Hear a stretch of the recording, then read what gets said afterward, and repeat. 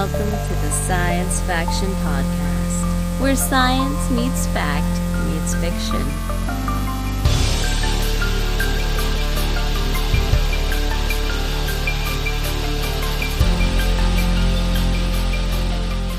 This is Science Faction for the week of, June 1st, 2025. I'm one of your hosts, Stephen Dominguez, and with me today, two gentlemen that are entirely too close for comfort. I'm Benjamin Daniel Lawless, and I've been here the whole time. Devon Kraft, I'm here in person. So, this is another one of those episodes, you guys. Yeah, you know how last week we were like, Devon's not here, we're just throwing away all of our notes and we're just going to wing it. Yeah. Well, Devon's here and we're just going to throw away all our notes, we're just going to wing it. We're going to wing it. So Devon's visiting because you got work stuff here in California. Yeah. So you came early to hang out. Mm-hmm. We've been hanging out, and some of our plans fell apart because that happens. But before that happened, we had on Friday night, we bonfired, you guys. We did. We bonded fire, if you will. Yeah.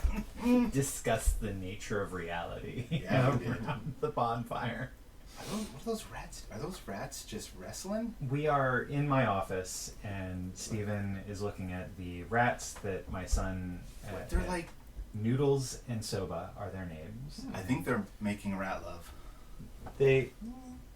I can't tell. Yeah, that's... They're in a pile, wiggling around. They're having fun. They're wrestling. They're doing rat stuff. Yeah. Rat stuff. When you have pet rats, do you get them fixed? I mean, how does that work? That's a really good question. So, you generally... Okay. We have the option to get them fixed. They're both female. Oh. Right? Okay. So, getting them fixed would mean that we would extend their life expectancy by about a year.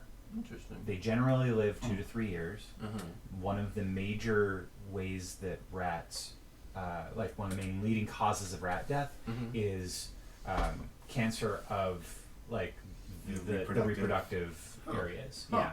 And so, Okay.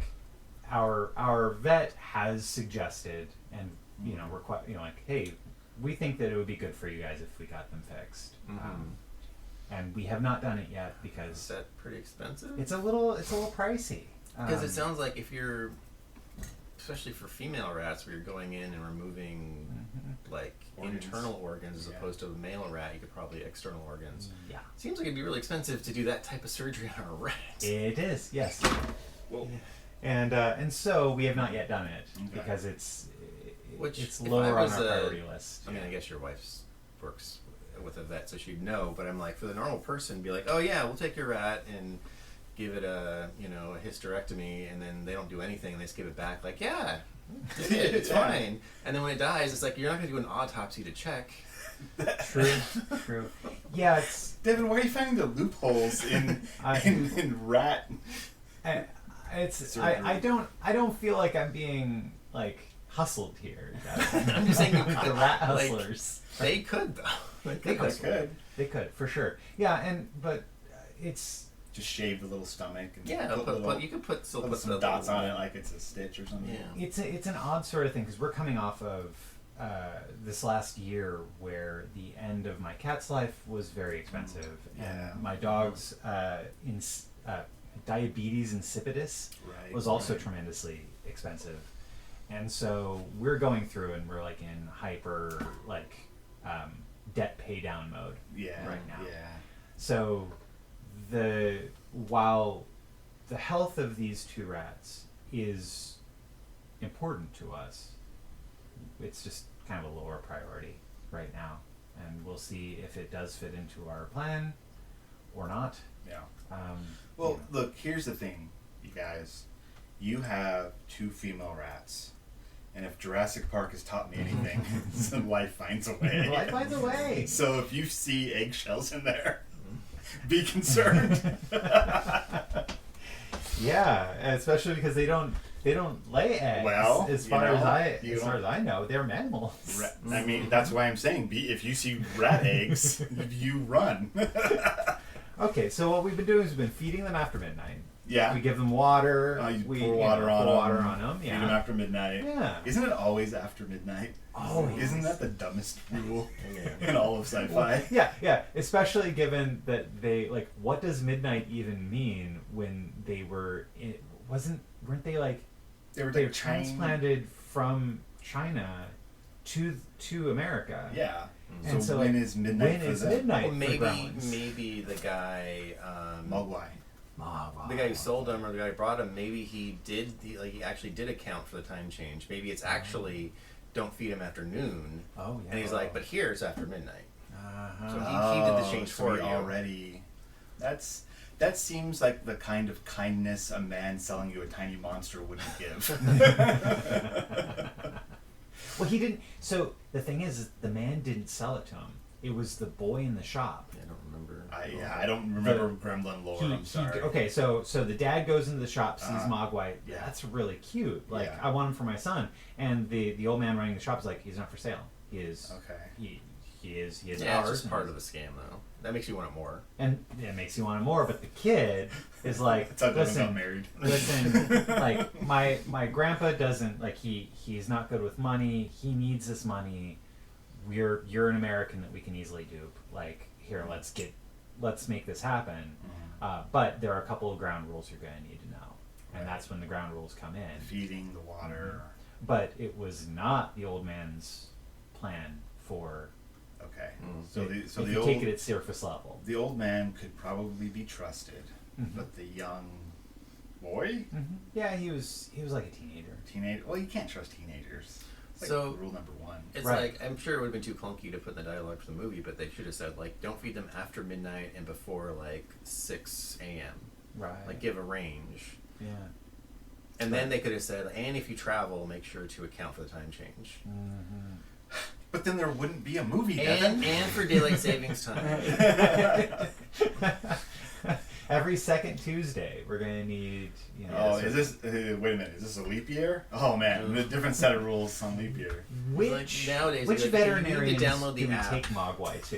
You need to download the app and make sure your location is on so it can take into all those things into account. So is Mogwai Press a the button. mammal or is Mogwai? Mogwai is a mythical beast, so nothing applies because we're talking about Or a movie lizard. called Gremlins. Well, see, and really, if it's midnight, I assume it's the position of the Earth in relation to the sun. Right. Because at least that has some, like mystical aspects to it. You could say, like, you can't feed them when your point on Earth is directly opposed to the position of the sun. I mean, what if it was? It would make way more sense if it were like based on lunar cycles. Yeah, As well. that sounds more mystical too. Right. Yeah.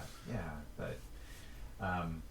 That's Also, I why, don't dear think listener, midnight you come is to when our you're podcast. Completely away from the sun. That's probably completely untrue. We have to do more math, but the point being, Yeah.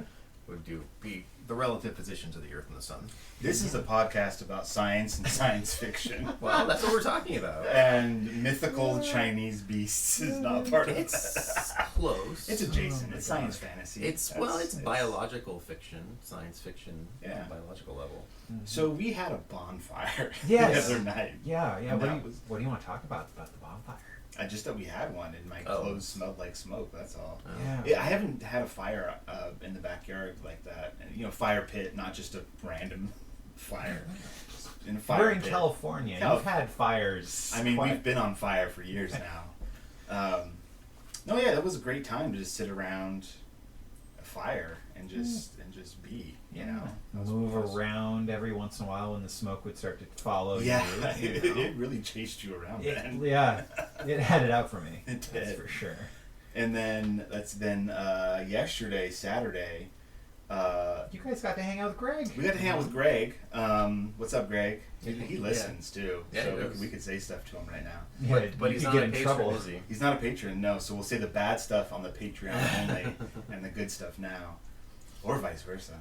No, yeah. Greg was like, "Yeah, we can hang out." So we ended up playing Relic Blade, which was the first time that you've played that. Yeah.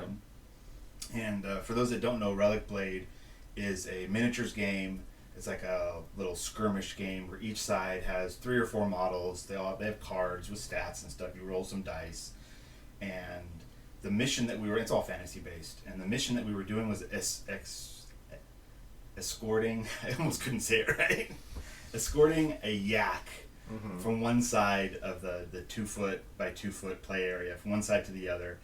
That was yours, Devon. That was your mission, was to escort the yak, and I was. You ambushed me. And I was an ambush, yeah, and it was fun. Did the yak make it?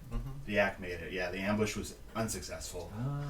Okay. I got some pretty good rolls. Yeah, you did. Took out some of his guys quickly. Not So- quickly, but So the mission of the bandits, was it to destroy the yak or to capture and... To capture the yak and send it off the board on the sides. sides. Yeah, so he was trying to go straight across, and in like the movement of the yak depended on who had more of their models closest to it, and if there was a tie, then it moved in a random direction.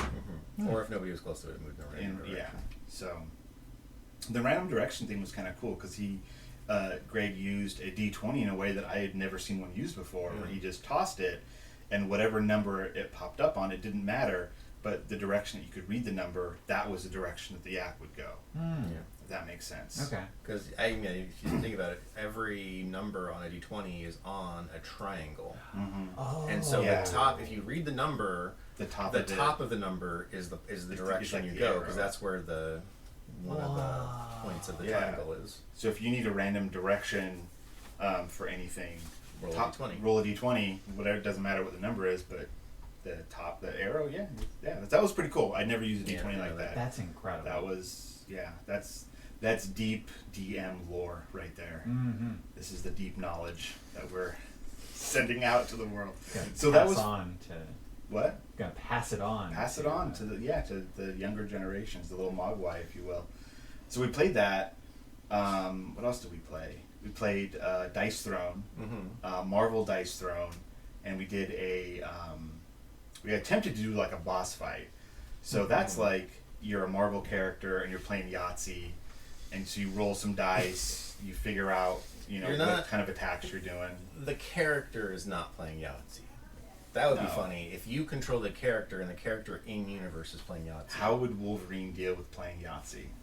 I don't think he'd do very well. I mean, it depends on how good his rolls are. I don't think he'd have the patience for Yahtzee. Okay. Well, that's why you said it. You said you're a Marvel character playing Yahtzee. Yeah. Okay. You are playing Yahtzee that then dictates the actions of a Marvel character. Okay, that's better, lawyer. That's why I said it would be funny if the Marvel characters were playing Yahtzee. Well, there's a Marvel role playing game. We could all roll up characters and then you play Yahtzee. playing Yahtzee. No, the characters are playing poker, but you're playing Yahtzee to control the characters and how they play their cards on poker. Yeah. Okay, and what are they betting? Cryptocurrency? I mean, they live in a world that has that's currency. DC, not Marvel. Sorry. That seemed like a DC Excuse thing. me. It does seem like a DC thing. It's lame. Crypto the dog currency. I'm gonna pay with Kryptonian canines. Cryptocurrency. Yeah, man. No, that's as someone who loves Yahtzee more than I care to admit usually. Oh, you'd be way into Dice Throne then. Yeah. Yeah. You could get like so they just came out with like the X-Men set. I think it had like 6 different X-Men characters in it. The game is typically like a battler. Like Devon's Wolverine, I'm Rogue, and we fight each other. I'm just thinking because I only got to roll all my dice twice. We took 2 turns and I died. Yeah. It was the worst. Like it looked like a fun game. I mean, we probably should have played it again, but I just positioned my character in a place where it like took damage from every person on the board. Well, you had some poor rolls because the thing with Wolverine is so when you roll a defensive die, your defensive dice usually you have some chance of like recovering some health. But Wolverine doesn't. But all his other abilities, all the other things recover he has health. chances to recover health. Yeah. So that's how his character's different, and your rolls just didn't allow that. So the weird thing about what we played, not the weird, but just different, is that it was like a boss fight. So we're all like in a room with a bunch of henchmen and trying to accomplish a goal and defeat the henchmen, and then after we did that, you would flip the board over and then we would fight the Kingpin. Well, after Wolverine died, that would kind of spell the doom. No, it was when one character dies, it's game over. Yeah. So, yeah.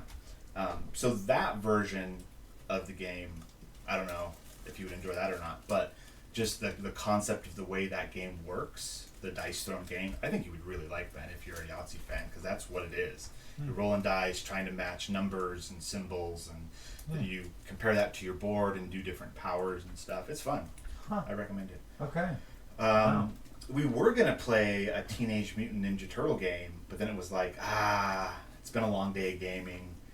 Yeah. Let's play something simple. And the last thing we played was called Living Well, which was a dice rolling game. it was a dice rolling game. It was really low barrier to entry. It's kind of difficult to explain, but you have 10 cards in front of you that are in a locked position, and they're all abilities.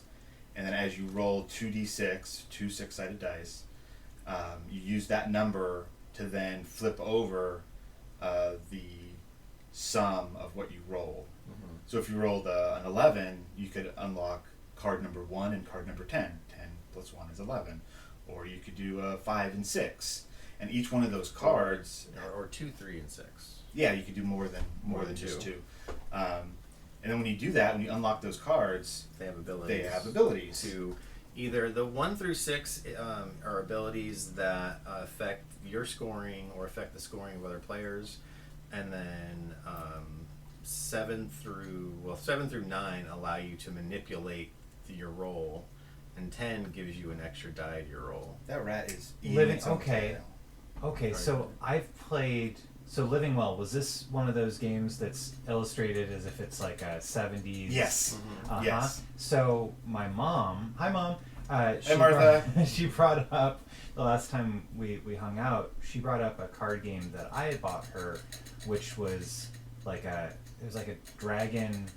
There's like a dragon on the cover, is it not? I think it does. I think it has a dragon. This might be. I played this game. I know this game. You've played this? I played this game. Okay. Yeah, my mom has it because I bought it for her because it had a dragon on the cover and she's way into dragons. But like it was a lot. She's a of fun. dragon lady? Yes. I didn't know she was a dragon lady. She loves dragons. Has she talked to Emily? Oh man. Because Emily's got a crush on a dragon character. Shh, don't say it out loud. Yeah, Sorry. Emily's way into the Wings of Fire books. She cornered Devon last night and told him all about it. Oh yeah. Yeah. Well, Martine was off looking for underpants for Nicole. Oh yeah. So that was.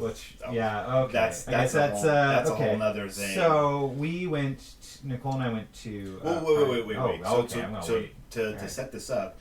So Devon and I were playing games with Greg during the day. Yeah. And then in the evening, after the kids went to bed, you and Nicole were going to come over. We had plans because we were going to play Arcs. Yeah, because like Flint was, he had a birthday party. He was going to go hang out with like friends, and so so we got picked up. We had Pride in the Plaza that we were running a booth for the junior roller derby team, and boy, that was a lot of fun at that thing. We were right next to Traffic Records, so they had like DJs spinning the entire time, so like that kept the energy up. That's cool, man. It was super cool. But we ran out of water to drink, and so That's the first red flag. Nicole collapsed from heat exhaustion. Yeah, I mean it was also not just it was hot. It was a warm day. It was a super warm day, and you guys are working all day. It's hot, not enough water. So one ambulance ride later, we were at the hospital at the emergency room, and I want to read this text. Oh dear. That we received, because you say, I don't think we're gonna be able to hang out tonight. Yeah. I mean, like, I'm heading to the emergency room to be with her. It's like, you don't think? That's a solid no, my friend. No, she could have bounced back. And Yeah, been like, okay. hey, Well, we're still good. if somebody's heading to a hospital to get checked, you should just, the rest of the day is done. That's gonna be the rest of your day. Sure, but. I don't know. I don't know. I don't know what this is an experience that I do not do very often, Steven. So fair I'm enough. just like, I don't know what time you guys get home. You could have came over. right? I could have. No, we were Why didn't you home. come over? We got back probably like 9:30. Yeah, we were still up. We Yeah. were still up. Right, but at the same Yeah. time, it was just like, no, I'm gonna keep, because there was throughout the evening, it was kind of hard. Like Nicole had some nausea and you gotta. So I was like, I was keeping. She an has eye to on her. relax the rest of the day, recover the whole deal. Yeah. Because she had IV and all that stuff. Yeah. So she's okay now. She's okay now. She's okay now. She's good. Someone should not have, but administered CPR, and so she's really sore. Have you ever had CPR on you? No, I haven't. Devon? No. Yeah, me neither. Yeah, That's like. which I mean, Who? if you're gonna Well, don't tell me who did it, but don't tell me. well, I mean, it could be a I have a lawsuit. question. Devon lawsuit. Devon. No, but I'm just like, sue. is it somebody who should have known better? Like, if you know how to do CPR, isn't part of knowing how to do CPR knowing when to administer it? You think so? You think so, right? So is it someone who just thought they knew CPR, and so not only did they do it when it wasn't necessary, they also administered it inappropriately? The way that I see it, Because in you my weren't head. there. You weren't there. I was there at that time. Oh, okay.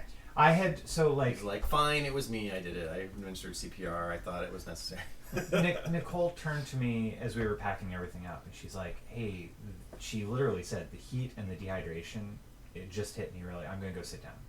Okay. So And she could feel it coming on. So I took a load of stuff back to the car to load it up, and I come back, and there's people running, there's people waving at my tent, Oh, jeez. going like, "Hey, this is the place," Yeah. and there's Nicole on the ground. Ooh. And so you weren't there thankfully, to witness I wasn't it. there to witness when it happened. Yeah. One of the skaters caught her as she fell, and yeah. Good job, skater. Yeah, right. Whoever that was. And then they were the one that called 911. Perfect. Yeah, so like That's how it's supposed to work out. yeah, it was a little scary, a little touch and go there for a moment. But I imagine that if you are like trained in CPR but not in many other medical things, that like to a hammer everything looks like a nail. Yeah. Right? You're just like, well, hey, I have these skills that can potentially solve this problem now. But again, when it's a dangerous procedure, Yeah. you can break ribs. Yes. And it's like part of knowing it. I don't know. I haven't taken a class, but I'm pretty sure part of it is knowing when to use Yeah. it. Well, yeah. so Nicole said earlier that she was told that her lips were blue, Yeah. and But there was she a had a pulse, pulse. but she wasn't breathing. No, she was breathing like Shallowly? Like I'm pretty sure CPR is the kind of thing where it's like, if there's a pulse, if there's any breathing, Right. Because Don't- what is don't the do point it. of CPR? Is it to Right. restart your heart, It's to keep or it, to keep you breathing? It's to keep or it both? the heart pump, to keep the blood Right. pumping. Well, then in that case, you have a pulse. It's doing its job. Yeah, so that it Yeah. shouldn't. What Yeah. are you? All right, what so are you we applying? to sounds the like situation? we've got a case. All All right. right, here we go. Yeah. Anyhow, she's alive. She's alive. We're great. Everything's Everything's good. fine. She's sore. you And know, we didn't get to play arcs. And we didn't get to play arts. And that's the most That's the disappointing. biggest tragedy. right. That's the Yeah. biggest Forget about. tragedy. Yeah. But Oh, boy. here we are. It's It's nice we can joke about it. She's Yeah. fine. Right. Yeah. And So yeah. instead of playing arcs, Yeah, what Devon and I ended up doing, and we can move on to our future or now section. Future or now. Yeah. We ended up watching the entire 4th season of Love, Death, and Robots, Oh wow. which I mean, they're short. It was probably only like an hour and a half. Hour and a half. yeah, because they're shorts. They're like 10 minutes, 15 minutes. I think the longest one was like 20 minutes. Oh really? Yeah, they're little shorts, and they were all really. There was only one where I was like, that's weird. Which one? The dinosaur one. Yeah, I feel like it wasn't but developed it was enough. done pretty well. It was animated good, but like, No. okay, so this was the setup. They're like, here's a bunch of rich people. You're on in The one with the babies, I was a little bit more. No. Is that the same one? The guys at the beginning are looking at a gun and they do like this psychic thing? Yeah, that was the baby one. The giant. And that's the baby one that has the gangs and the baby. That one I feel like is weirder than the dinosaur one. Well, that one at least had its own like internal logic that you could get behind. But Like the dinosaur one did. Love, it was Death, and a Robots ceremony. is a Netflix cartoon show that's sort of a spiritual successor to Heavy Metal. Yeah, kind of. You know. Yeah. Maybe the reason I liked the dinosaur when we say dinosaur one, that evokes the entirely wrong idea of what it actually is, because it's Yeah. actually the future, and it's this ceremony. I guess it's a marriage it's ceremony. like a wedding, yeah. Some kind being of done thing. by like this royalty in an orbital station around Jupiter, I think. Yeah, then there's above the moon because Jupiter's in the background. they're Jupiter, above it's like the moon. Enceladus, and Yeah. then they're orbiting Enceladus, and it's this big circular station, but the circle is a dirt path but it's a lot like on the sides is all the technology and like it's It looks futuristic. like a trench kind of going all over. Yeah, a trench like on the inside of the circle, and the ceremony is you've got like these 5 or 6 gladiator type people who appear to be bred and trained for this exact purpose. Naked, but with Mostly. tattoos that make it look like they're somewhat covered, but yeah, they're naked. Yeah. And then the competition is that they get chased by triceratops to begin with, but they then have ways of riding the triceratops, and controlling. and they fight each other because They they're have like trying to kill grappling each other. hooks on their arms, like Yeah. and they could use that grappling hook to like hook to like a part of the triceratops, like try to steer it, or you can shoot them at each other and like try to pull them off. And then by the time there's only 1 or 2 people left, they release a T-Rex to chase them down. Yeah, and then once the T-Rex is killed, spoilers, a robot comes down, sucks the blood out of the T-Rex, goes up to the 2 people that are having a marriage ceremony, drips the blood over their pod, like their little dome, and then they have their champagne glass and they get some of it to drink it, I guess. And then, but then there was like the one warrior left, who then somehow goes to the T-Rex that's not quite dead, and uses They it. have like a connection. But see, that's there's the part no, where I like- was like, what? Well, they're connection both do they have? they're both being exploited. They're both their purpose for existence is through this stupid ceremony, and they're both being exploited. And they're like, we're going to get revenge. I Yeah, thought that was going to happen a lot yes. earlier. I thought more of the people were going to band together and attack the people. Who That would have made sense if they. Well, all and yeah, band I'd hoped that it together. had happened a lot sooner, and that it had been more extensive. Because the way it is now, it's just basically one attack and it like then credits. Yeah. But it would have been Yeah. fun to see like a more, and it reminded me of Red Rising because of the way the society was set up and the way like there's the upper class seem with all like the tiered. ornate Yeah. stuff and exploiting these people that were bred just to die, and then the attack on them because that happens at the end of the first Red Rising, at the end of basically because they're in a similar situation where they're being pit against each other, but then they attack the people doing it to them. Yeah. So The T-Rex looked cool. The Mhm. Triceratops looked cool. as opposed to Big Baby. Okay, so the one the dinosaur we were just talking about was like 3D. I think it's important to note that this is an anthology television show Yeah. on Netflix, so every episode is completely different. Completely They're not- different. they're not Different connected to style. one another. Yeah. Some So are they live say- action. It's not a live action episode. Yeah. Wow. Yeah. Okay. Wow. Yeah. Interesting. With All right. with an animated alien thing. But Yeah. anyway, so that was all the visuals from that. And look, Yeah. people, if you're a fan of sci-fi, watch these. Yeah. These Really are these good. are All good. really good. We're nitpicking right now because that's what we're doing. The Big Baby one. Okay, so that one starts off. It's very 2D animation versus like a 3D animation, and it's the people are like talking British, right? Yeah, they had British accents, British yeah. accents. I don't know if it was it in England because everything's destroyed. I don't.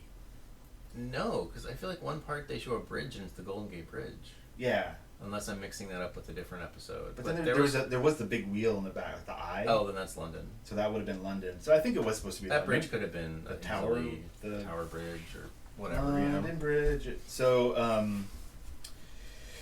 yeah, it's like it's weird because it looks like everything's destroyed and there's this group of people and they have like weird like they have this They have psychic connection psychic of like abilities. lightning going to their eyes and their heads, but also trying to like make a gun float. Infuse some kind of energy into this revolver that's in front of them. And so you're like, what's going on?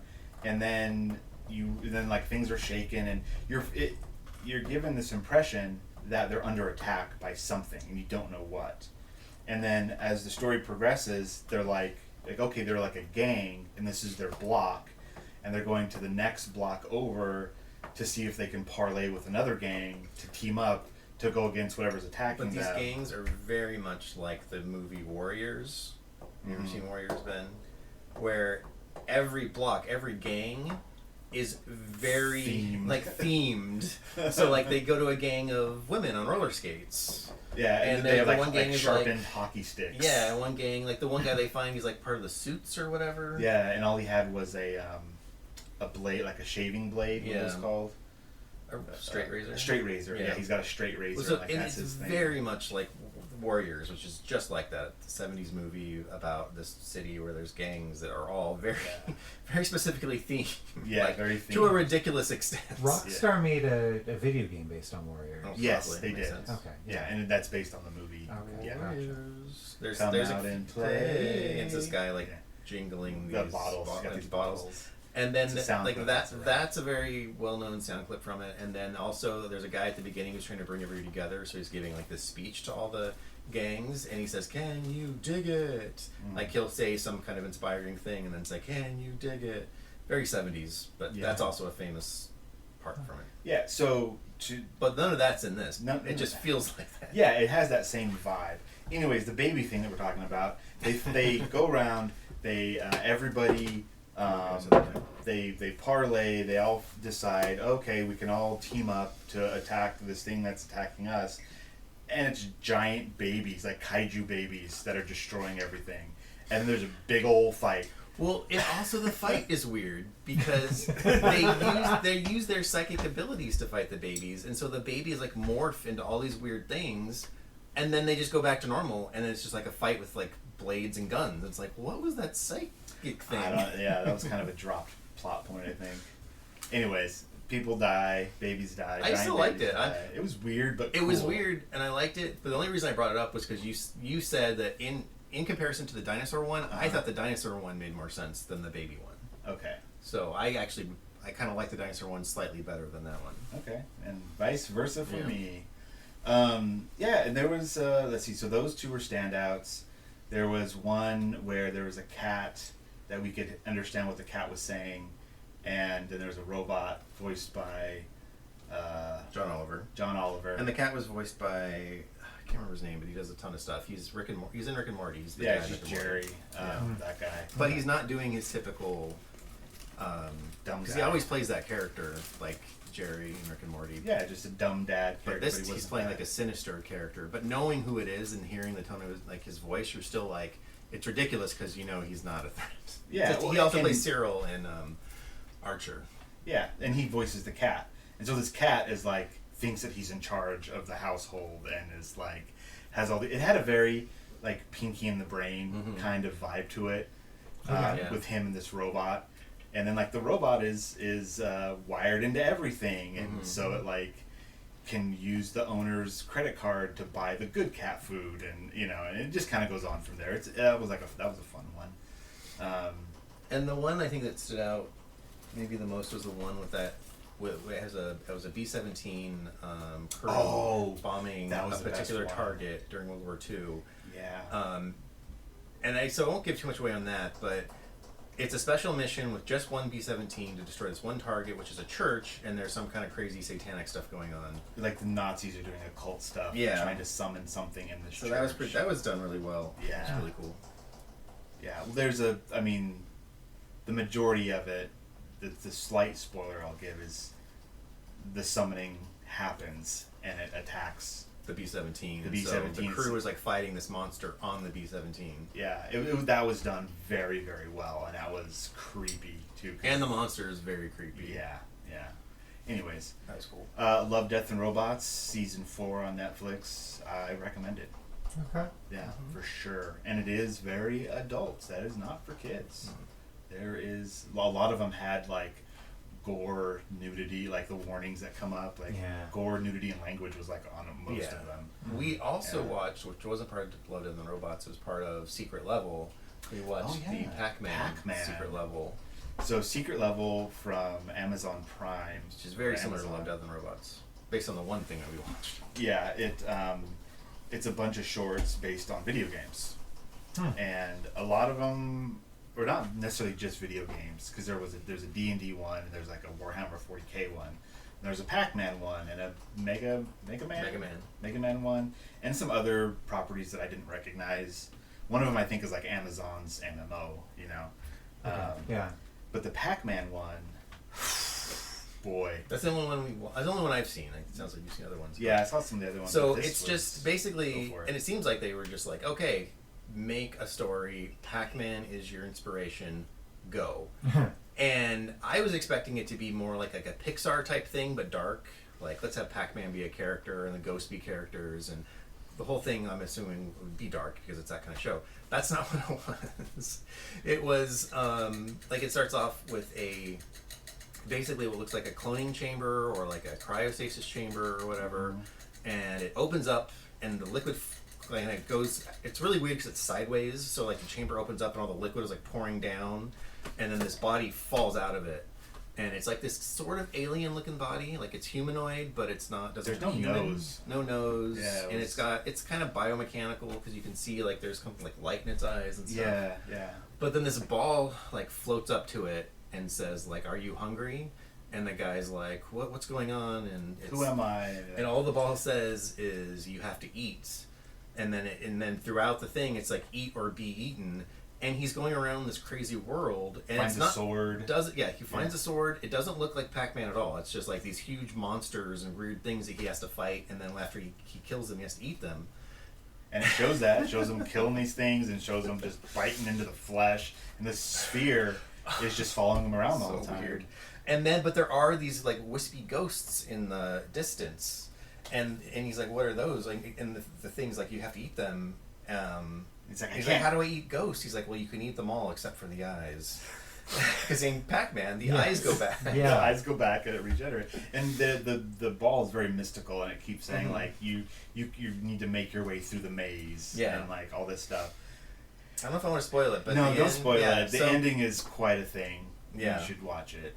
It's quite graphic as well. But to be like that's what they got out of Pac-Man, that's pretty cool. So I kind of do want to watch the rest of those just to see what they do. Kind of interesting. Yeah, that it's was very much in the vein of Love, Death, and Robots. So if you like Love, Death, and Robots, watch that because it's basically the same idea. Like I like the Pac-Man. I've seen it on shirts where it's like like an astronaut that's like on the ground. The astronaut's helmet is up, and the helmet kind of looks like the Pac-Man like mouth. But then the ghosts are like other dead astronauts, and he's got like a bunch of pills around him, and that's like another way to interpret Pac-Man. Have you ever seen that? No. Oh man, it's great. It's wonderful. Look that up one of these days. It's a really cool shirt. Just different ways. That was when we were first watching. We're like, what does that have nothing to do with Pac-Man? And he's walking through a jungle. And then we see all these berries, and he like picks them off. We're like, oh, okay, well, there's a Pac-Man thing. And he like, tries to eat them and spits them out immediately. Like, okay, I guess it's not. Yeah. Anyways, my son's finally. I guess we're old enough. We watched Scott Pilgrim versus the World, the film. Excellent. And I was like, hey, you really should read the original graphic novel. And he's like, yeah, maybe this summer. I don't know, Dad. Whatever. Books, gross. But then we started watching Scott Pilgrim Takes Off. Mm-hmm. And that show starts off and you think it's an adaptation of the graphic novel. Oh, the graphic novel. Okay. Right, just with all the voice actors from the film reprising their roles.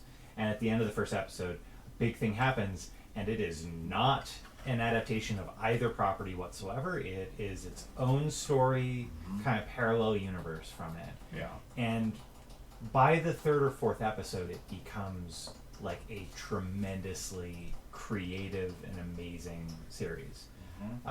As you learn one of the interesting inversions of the entire formula is that the movie Scott Pilgrim versus the World is in universe in this cartoon as a film that they're shooting. Like one of the characters doesn't remember doing this, but essentially some other character had ghostwritten the entire screenplay for this while he was asleep, and then he brought it to the local Toronto Wood filming studio, and they just make the film. But it's on top of that, like, it's so zany and over the top that it's just an absolute visual spectacle to watch. It's really cool.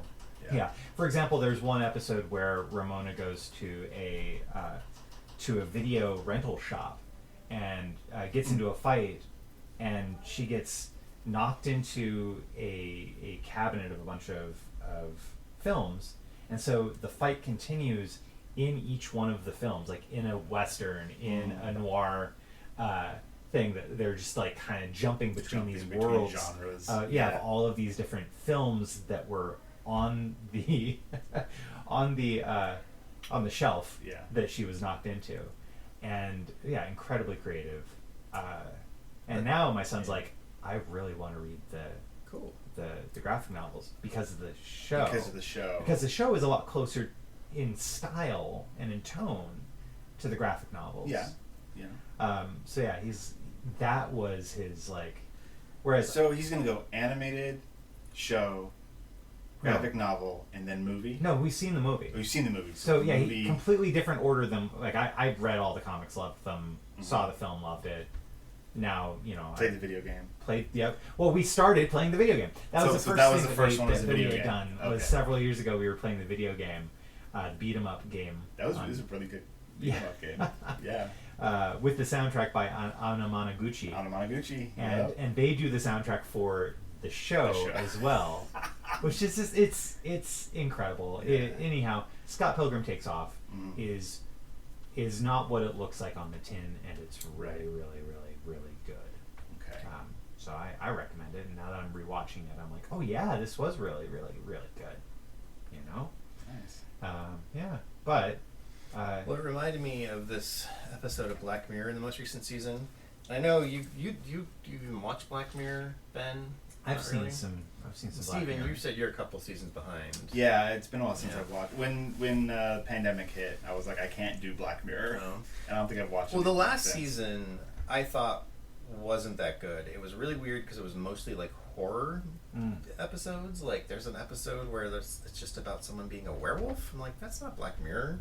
There's another one where this girl has like a demon companion, which is that episode was interesting, but it still was strange to be Black Mirror. Anyway, this season I thought was a really great return to form for Black Mirror, and I liked just about every episode. But there was one episode, because you reminded me when you said she went into the movies to fight. There's one episode where I feel like they came up with the idea before they wrote the details, because they were like, we want to have a character who's stuck in a movie, has to play out the movie to save themselves. Okay. To get to that point is this convoluted thing that I thought was really stupid. Basically, it's like they want to take an old movie and change the main actor so that it will appeal to a modern audience. And rather than reshoot the entire movie, they're going to have all these computers set up, have the screen so you see what movie looks like as it's being filmed. Take the new actor, just the one actor, because we're not replacing all the actors in the movie, just the one, and have that actor in their head have to react the movie. This was a PlayStation 2 video game. Like there's a camera, and you actually, like, they give you a scene and the lines you're supposed to say a dialogue, and then you film yourself as one of the characters in the film. Oh. I remember. PS2? It might have been PS3, but it was... PS2 didn't have a camera. Not by default. Was there one you could plug into? Yeah, you could plug in. Yeah. Okay. I mean, I don't know. Maybe it was PS3. I know that there definitely was a PlayStation Eye camera for the 3. Okay. So maybe it's that. But it's... Okay. I've seen this in real life. And of course things go wrong, and it's like, oh, we can't pull them out or we'll kill them, so they need to play the rest of the movie to get to the end credits to turn the program off so they can be saved. And it's just... And there's some other... Like, the interesting twist is the actress who replaces the main character, because the main character that's being replaced is a male role, and they decide, well, let's get this female actress to replace that role. So it is, like, interesting that way, because it's a female actress replacing the male character in a classic, like, love story. And that's fine.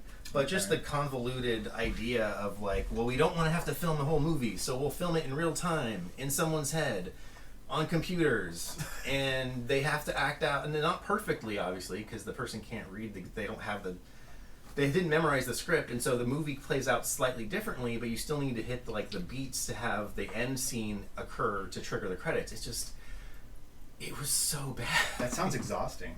I was like, this is, and it sounds interesting the way I'm saying it in a way, but I just felt like it was so stupid. I think that it's interesting. It feels like a lot of streaming originals Mm-hmm. are like throwing a lot of spaghetti at the wall, you know, especially for an anthology series. It's like, Yeah. well, hey, we'll They can we'll take take a swing, chances yeah, and do things like that. But like in some cases, it may be, you know, just for the sake of we need to have content, fresh content all the time. But that's I not mean, how Charlie they Brooker put a lot works, of they though. put a lot of effort into this episode too, because I mean they had to film like all the black and white scenes and have like all those actors act like they were really in an old movie, and they did a great job. And the main character, How old of a movie? like from like the 50s, Okay. like black and white, like very like Casablanca. Okay. But the season was really good. So I pointed at that one thing. There was the new Callister episode, Into Infinity. Is that what it's called? Maybe. Well, you guys got to watch that because it was really good. I mean, you remember the first one was really good. I'll have to. I probably. need to rewatch the first We one. rewatched the 'cause first it's one. Been a long It's time. definitely worth rewatching. And I was thinking like, because the first one ends with them all on the ship. It's like Star Trek, and they go into, you know, the rest of the game. Because in the first episode, they're stuck on the local server with the guy who's torturing them. Yeah. And at the end, they escape to the rest of the game where they can interact with other players. And I was wondering, like, is it going to be a lot more like just Star Trek focused, like they're on the ship now, like flying through the universe, like doing stuff, or is there going to be more Black Mirror aspect types of it? And it's definitely way more Black Mirror. It's like there's still crazy stuff going on in the real world, and then crazy things that are revealed in the game, and it's very good. All right. Cool. The ending's kind of crazy, but it's still pretty good. We are going to take ourselves a little break. Okay. Sounds like a plan. We're going to take ourselves a little break. When we come back, no book club. Why not? We've all read it. Book club when we come back. What was it called? Beauty or Us. We'll let you know when we come back. Yeah. Because, Everyone's pulling out their phones. Yeah. So while everyone pulls out their phones, and I It drop drops. mine on the floor, we're going to take ourselves a little break. So we'll be right back. Oh, wow. Another free listener. Incredible. Look, I love that you're here, but let's be real. You could be getting so much more. Bonus episodes, unfiltered takes, behind-the-scenes chaos. All you have to do is join our Patreon at patreon.com/sciencefactionpodcast. Or don't. But if you don't, just know that somewhere in a parallel universe, a better version of you already has. And we're back. How dare you? Yeah, I hit the button. Thank you to our patrons. That's my bed voice. Thanks, Renee and Josh, for being our patrons. You guys are awesome. Yeah. Next week, we are doing Psalm for the Wild Built By Becky Chambers. No, see, if you take mine, I'm taking yours. That's how it works around here. I'm the captain now. It's an optimistic vision of a lush, beautiful world. How dare you? Yeah, so that's a Becky Chambers book. It's a book. It's not a short story. And we are planning on completing the first 2 chapters to talk about next week. So go to your local library, go to however. I own the book in paper, and it's very good. Yeah, you lent it to me. I did. And that's how I read it. I've got this one and its sequel. Yeah. So, yeah, good stuff. But this week, Ben, what are we talking about this week? We're going to be talking about the short story by Ted Chiang from his book Stories of Your Life and Others. This is Liking What You See, a documentary. Mm-hmm. Which starts off with a quote, "Beauty is the promise of happiness," which is an interesting thing for this story to start off with. But the general idea is, much like the last Ted Chiang story that we read, was not your typical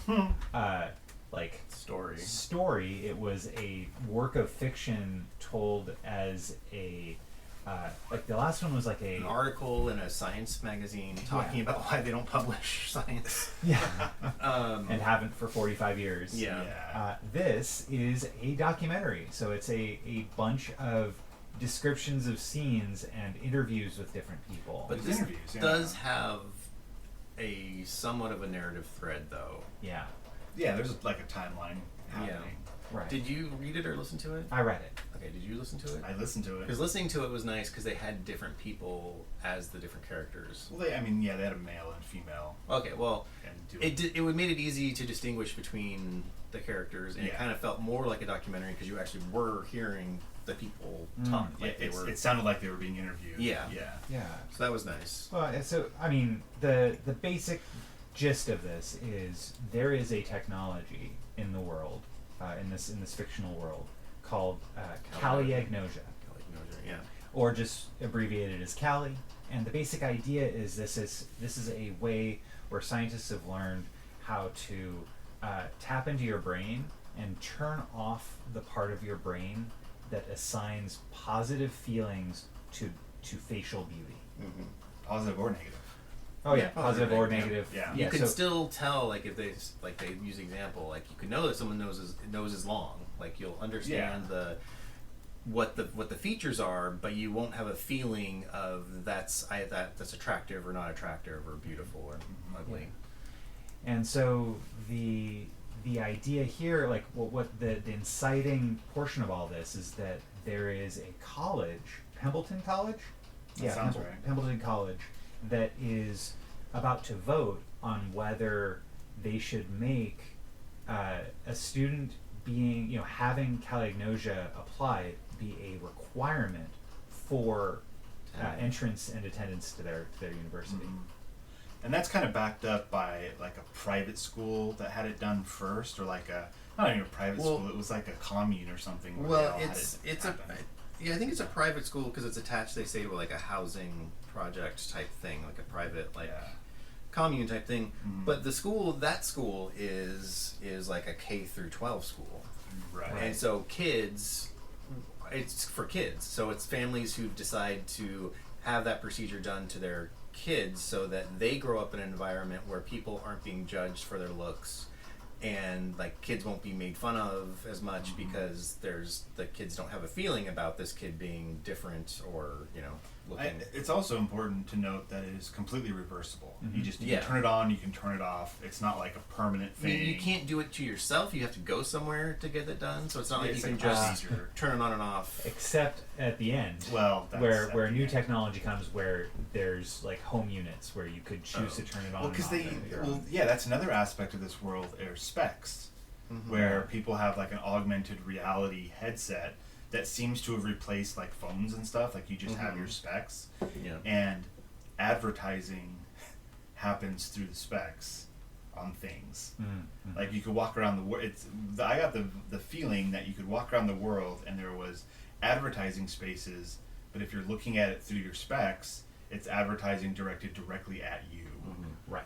And so then they make the point of saying like that advertising has gotten to a place where it is like the most beautiful, the most perfect, and it just is kind of like an escalating thing where like people see that and they try to reach that, and it's like it keeps going more and more and more, and it's this. Well, and it's very easy to look at current advertising to say the same thing because the people on TV, movies, and advertising, kind of less so now. There seems to be an effort to not do it as much. Still. No, it still is, but I'm saying you can also see commercials where I'm like, oh, well, that person probably wouldn't have been in a commercial 10 years ago. Yeah. But Okay, but fair still, enough. basically, generally, it's still you have the most attractive people, and the way it's described in the short story at one point, because someone gives a speech, I think it might be the president of the college who's in favor of it, talks about how like cocaine is like you amplify joy, and it's unnaturally amplifies something like that, which ends up being harmful. And he said that's what's happened to beauty. We have like our through evolution what we determine to be beautiful from like a reproductive standpoint, and now we've taken those features and amplified them. So beauty is this thing that's like distilled like a drug. Right. Yeah. Yeah, and to what end? Like the advertisers, and so this, as you get further and further into the story, there's the people who are for Caliagnosia and like, hey, listen, this is something where if you choose to do it, you actually are like reducing your input stimulus to a degree, and where you're not focusing on things that don't matter, and you're living your life, and you're finding levels of happiness because like just surface features don't matter as much. And then there's the advertisers who are massively pushing against this with like doing really underhanded tricks in order to shift cultural perception and saying, well, why would you deny others your freedom to know? Freedom. Yeah, and so like what's interesting is like there's one quote that I thought was like from our best shot at getting the initiative passed is to take advantage of the anger against advertisers. The social equality will follow afterwards. Which yeah. Oh boy. You know, but I mean, you know, there was another point where the advertisers have created a like they say it's a PR firm essentially, but they create like a campaign that's the People for Ethical Nanomedicine. that's not a grassroots organization at all. It's just they're trying to like say you know that actually it's reducing your freedoms and reducing your ability to tell beauty. Isn't beauty the most important thing? And you know, Natural, beautiful, to a good life. Why would you turn off the ability to enjoy others' beauty? A couple of points about this story as well is that when there is that speech by the school person, there's later they talk about people with calignosia had one response to it, and the people without it had a different response to it, which was a nice parallel to the presidential debate between Nixon and Kennedy, where when people heard it on the radio, they thought Nixon did a better job, and when they saw it on TV, they thought the people thought Kennedy did a better job. Yeah. Because of looks, like he was a more, apparently someone to look at. Yeah. Oh yeah. Yeah. So like they drew that parallel in it. The other really interesting thing about this story is that one of the people that are consistently interviewed is a young girl, and so a lot of this Tamara. Yes. And a lot of the story is like professionals like talking about the science or you know how society is reacting, but then you have this personal story with this young girl who was in the commune, like she grew up with school that you had to have it off from a young her age. parents had made a decision on her behalf to Yeah. turn on calignosia, Mhm. and then So she grew up with that on. yeah, but in high school she had a relationship with a young boy, and She didn't know that she was attractive. Like it also applies to yourself. Like you see Yeah. yourself in the mirror and you don't necessarily think, oh, I'm attractive and so that's going to influence how I think people should treat me, or I'm not attractive so I'm going to be more shy about how I act because I know people think I don't look that good. Right. So that you take that out too, which is a big part of like affecting your confidence because you don't care how you look.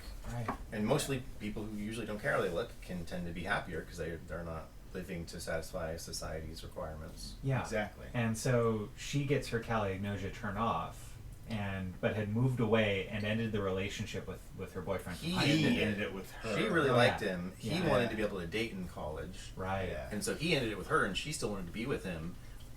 And so she got it turned off, And found out that she was attractive. yeah, But yet she still wanted to get back with him. That was the interesting thing. It's like she didn't get the experience of like, oh, all these guys want to be with me. Maybe I should do that. She was more like, no, I really loved my boyfriend. I wanted to still be with him.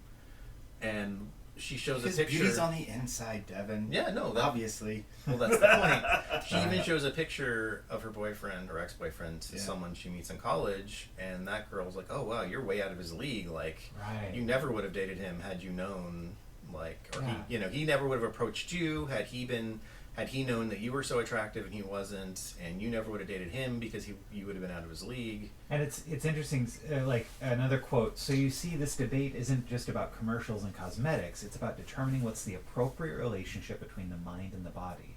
Are we more fully realized when we minimize the physical part of our natures? Which is, you know, like that's the Tamara thing. Yeah. Of just like, I don't care how I look or how he looks and the fact that he's goofy. Like, I still want to be in a relationship. And with so him. in that story, Yeah. she wants to get him back, so she contacts him to start like talking to him again, and convinces him to get his calignosia turned off Yeah. so that he can see beauty. And then she wants to have a video chat with him so he can see how beautiful she is, and she notices that he starts acting different Right. because he's intimidated by her beauty. And he talks about how now that he has it off when he's at school, in college, he feels bad about himself and realizes like there's a reason like girls don't want to go out with him because he doesn't look attractive, and so it hurts him, and he ends up getting it turned back on. Yeah, and he feels better. He does better because he talks about how now again he's not concerned with looks. Right. Yeah. And it's fascinating again, like the societal impact in a corporate culture, and like, for example, how it was impacting other things that were not just not just physical beauty, but like we may not think something looks like a face, a car for example, but at a neurological level we're treating it as if it were a face, like the front of a car. Oh yeah. You know, We've and all so seen like cars. yeah, you know cars are vehicles that They're are very driven attractive, by yeah. tremendously Some of them. attractive, Yeah. or derpy in other cases. Stop judging all these cars. Well, They were so built to specification. the end of the story, because it gets to the point where they talk about the polls for the vote at the college, where it's actually a majority of people are going to vote for it, but then there's I guess it's an advertisement, something done by, it's just like a spokesperson comes and gives a speech and talks about all against it. The person is hired by the company to speak out against it, and it hugely swings the polls back towards voting against it, and it doesn't succeed. But then it turns out that they used a bunch of like tricks in this advertisement, because it was like a video type thing or something, Right. where it was like using different like tones, and it was programmed, designed to affect the listener beyond just seeing it. Like it had like basically subliminal messages, if you want to like as an analogy. So it convinced people to vote against it. So they were using a technology that went beyond just, you know, the normal thing, and should actually affect people's brains to say that that was wrong. Yeah, so they basically the people that took had advantage. calyognosia already were not necessarily affected by this, but not like even the people that were like, well, I don't have calyognosia, but I think that this is a great idea. They were convinced otherwise, and so it's what an interesting thing. Like societally, you know, they mentioned too, our beauty receptors receive more stimulation than they were evolved to handle. We're seeing more beauty in one day than our ancestors did in a lifetime, and the result is that beauty is slowly ruining our lives. Now, mind you, this is a story in which you see all sides of the argument. You know, like that. What was just said there, in context, is an opinion piece, right? Like you can't take anything from this story at face value, and you kind of learn about that because you're seeing it from all sides. And It sounds like we all enjoyed this story. oh yeah, Yeah, this is what I want from a sci-fi story, like to make you think. But it's not. It wasn't a story. It was like a She was- news report. Yeah, but like, you know, there was the story of how the vote went and how people were influenced. There's the story of Tamara and how like it affected her to have it on and off. And she even at the end, wasn't she considering turning it back on even? yeah, she was considering it. Yeah. And then also like talking about how most Kelly supporters are modern secular liberals, but another group that advocates Kelly religious. is conservative religious groups. Yeah. You know, communities of all three major monotheistic faiths, Jewish, right. Christian, and Muslim, who've begun using Kelly to make their young members more resistant to the charms of outsiders. You know, That's kind of a negative thing though too, if you think about it. Like, you're right. Well, look at anyone who's homeschooled is a little bit off. I will. Right. I mean, Right. I've known But, like- several. They're all a little bit off, and Sure. that kind of has that same vibe. Yeah. You grew up with calignosia, and then you decided to turn it on. they and do, everything and they would be do a talk little about bit off. that. Like, if you grew up with it, because that was one of the advertisements from the company against it. Like, oh, like you can't be a graphic designer even if you grew up with Cali and then you had it turned off. You're still not going to have developed what it takes to understand beauty enough to be a graphic designer. Right. And Which- then someone which else is is like, false. that's crap. Like, Yeah. no, like there's plenty of graphic designers who grew up with it and turned it off and do just fine. Yeah. Like, And it's that fascinating.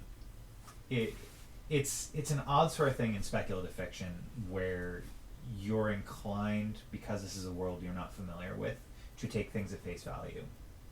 right? Like if something is said in a story, you're like, oh, okay, well that's the truth of this world.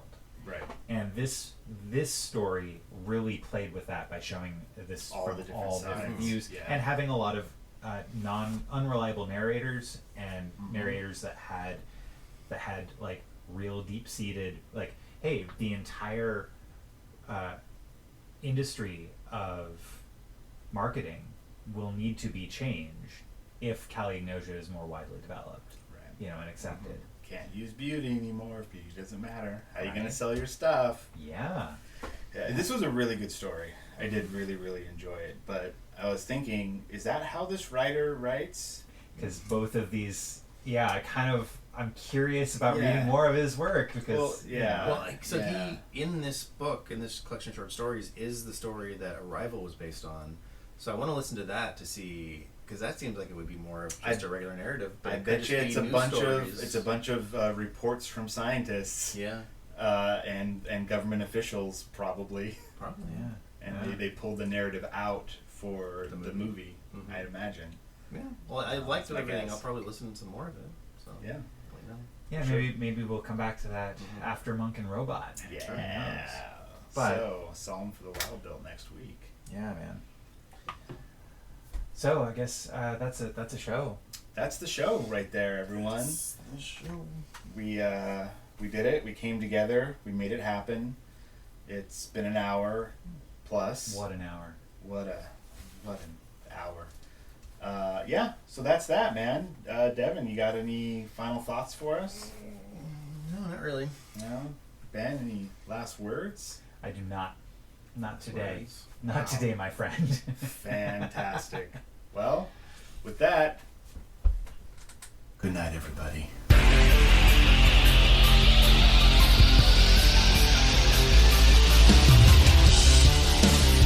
This has been the Science Faction Podcast. Tweet to the host at SciFact Podcast. Email them at sciencefactionpodcast@gmail.com and visit sciencefactionpodcast.com for more episodes.